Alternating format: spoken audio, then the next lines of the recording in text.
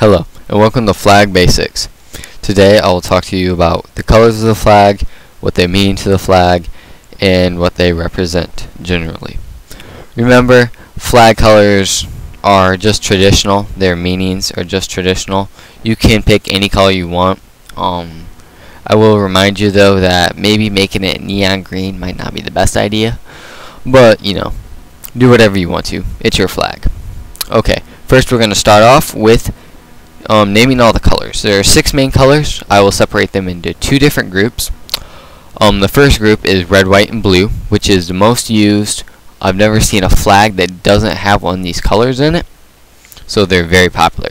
The second group, black, green, and yellow-gold. I'm just going to say yellow from now on, though gold is probably up there with yellow, but they're still similar colors. Okay, and so starting off with the first group, I'm going to tell you what they symbolize. Red symbolizes like honor and like valor, patriotism sometimes. It's the color of blood and everything, so that is a major part in it. White stands for like peace and purity, innocence, since it's like white. Blue stands for like liberty and justice, patriotism and everything. Okay, now on to the secondary colors. The secondary colors are black. So black is ethnic heritage, which I'm not exactly sure why that represents that, but it does. And then defeating one's enemy, since you know black is death, so it makes sense. Okay, now on to the next one. Green represents life and the earth, and just a little note, also represents the Islam religion. So yeah, a lot of Middle Eastern countries use it.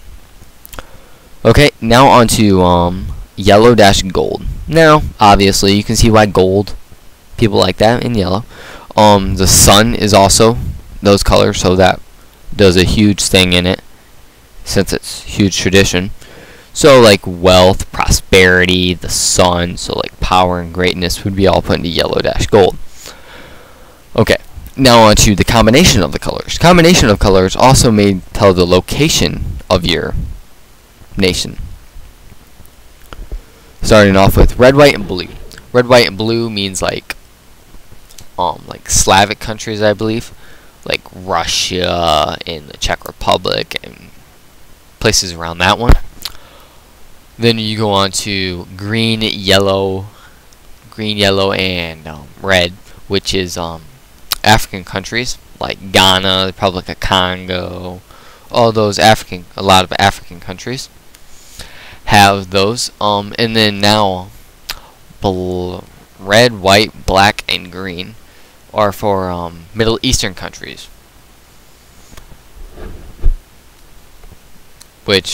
so those can all tell about the location of your nation and many other things and what they represent.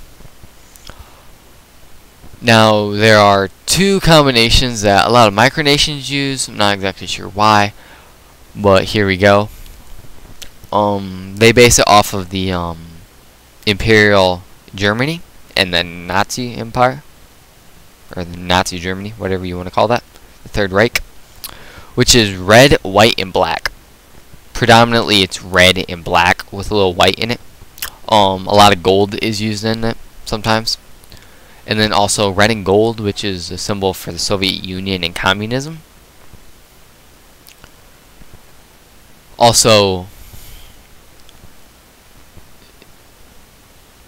stars are usually gold or white.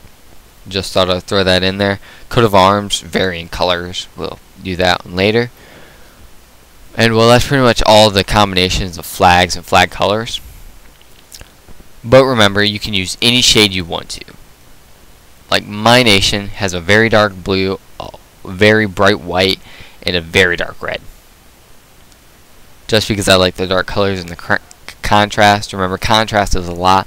Like you don't want neon pink, neon orange, and neon green. It might stand out, and you want to stand out, but you don't want to. Yeah, you probably just don't want that. Well, this concludes the lesson for today, and thank you for listening, and I will be making more classes, and goodbye.